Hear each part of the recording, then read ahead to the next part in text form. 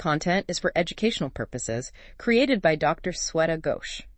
You ever just stop and think, wow, how many ads did I just see scrolling for 5 minutes? Oh, constantly. It feels like they're not just out there anymore, are they? No, not like, a billboard you drive past. They're right here, in our pockets, following us online. It's kind of wild. It really is. Pervasive is the word, I think, in a way that maybe 20 years ago would have sounded like science fiction. Exactly. And that huge shift, that's what we're getting into today.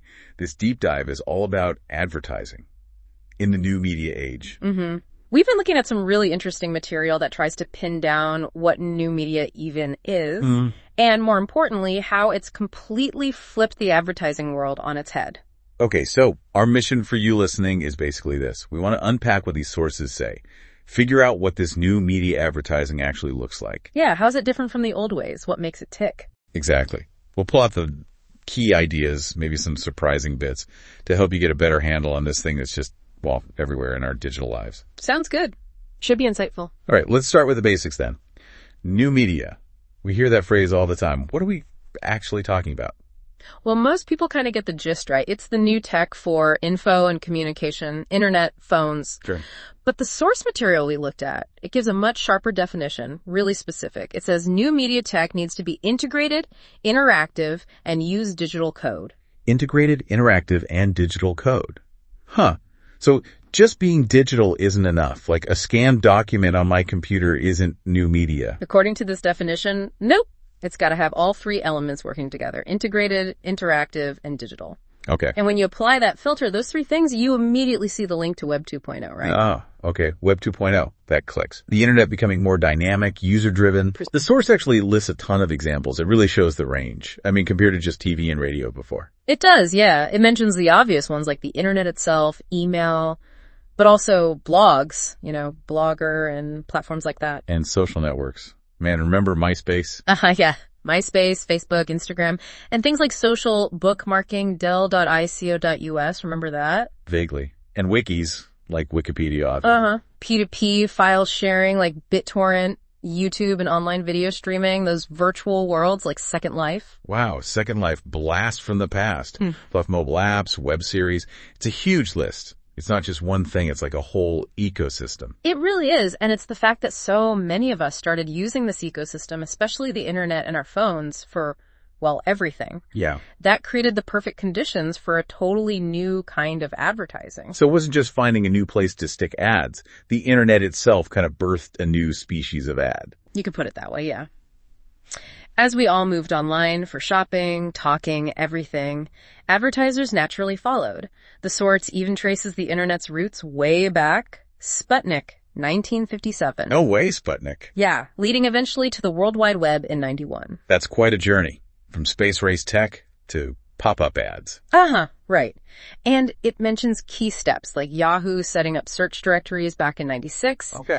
And Netscape making the web easily accessible. It was that explosion in people using the internet that directly led to internet advertising. All right, so this internet advertising is born. What makes it fundamentally different? What are its core traits? The source points out three big ones that really set it apart from, say, a TV commercial. First, it allows for one-to-one advertising. One-to-one. Okay, that sounds very different. Like getting an email that feels like it's just for me. Exactly like that. Or those super targeted ads you see on social media. You're not just broadcasting. You can talk to one person or a tiny group. Right. Second, and maybe this sounds contradictory, it still offers mass coverage. Mass coverage, too. How? Like putting a banner ad on Google's homepage. That reaches millions. It does, but it's often different. You can reach the masses, but frequently with the option to slice and dice that audience or even target individuals within that huge space. It's not just a blunt instrument. Okay. More flexible reach. And the third one is almost obvious, but crucial. It's an online digital platform. It exists in the digital world. And this is where Web 2.0 comes in and just pours gasoline on the fire. Totally. Web 2.0 wasn't just the platform. It changed the whole vibe, the whole environment for ads online.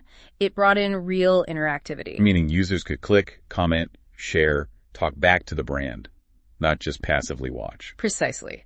Users got more control, more freedom, and it opened up actual dialogue. That led to way more consumer involvement. Okay. And this might be the absolute biggest shift. It enabled real two-way communication, or even multi-way, with users talking to each other about the brand or ad. Wow. Yeah, because traditional media was basically monologue, wasn't it? Pretty much a one-way broadcast. So comparing them side by side, what's the core difference? Well, the communication model. Traditional mass media, print, radio, TV, it was mainly one-to-many broadcasting. Offline advertising, you could call it. Right. Shouting into the void, kind of? Whereas the internet and new media, they offer that one-to-one potential we mentioned. Narrowcasting, some call it. Super targeted stuff. Okay, narrowcasting instead of broadcasting. Exactly. And the source uses this really helpful concept. Push versus pull. The internet allows for both. Push and pull. Okay, explain that. How does that work with ads? Think of it like this. Pull is when you start it. You go to Google, you type in best waterproof jacket. You're pulling information towards you. Ads related to jackets might appear, but you initiated the search. Okay, I'm pulling. Makes sense. Push is when the advertiser sends stuff to you. Maybe you didn't specifically ask for it right then. Like an email ad popping up in my inbox, or an ad in my Instagram feed while I'm just scrolling. Perfect examples. Yeah. That's push. But here's where it gets interesting. The source gives a great example of how they combine. Oh, yeah. Imagine you get a text message or an email with a link. That message arriving on your phone, that's the push. Right. I didn't ask for it that second. But then you decide to click that link to go to the website and check out the offer or content. That click, that action, that's the pull. You're actively seeking the details. Ah, I see. So the initial contact is pushed, but my engagement is pulled. Wow, that blend feels really powerful. It changes the whole interaction, doesn't it? Yeah. And the source lists even more qualities that make internet advertising so distinct. Oh, there's more. Okay, let's hear them. What else stands out? Well, they describe the messages often needing to be short, quick, concise for online attention spans. Yeah, I gotta be fast. And simple, easy to understand language, no jargon. Right. Sensory is another one, using images, video, sound to grab your senses. Which connects to being surprising, maybe? Using unexpected stuff, surprise deals. Definitely. That's on the list too. Also, sensational, making big claims about quality or price to cut through the noise. And sequential. This one's interesting. Delivering messages one after another, maybe in a series. Sequential. Like those ads that follow you around after you look at a product.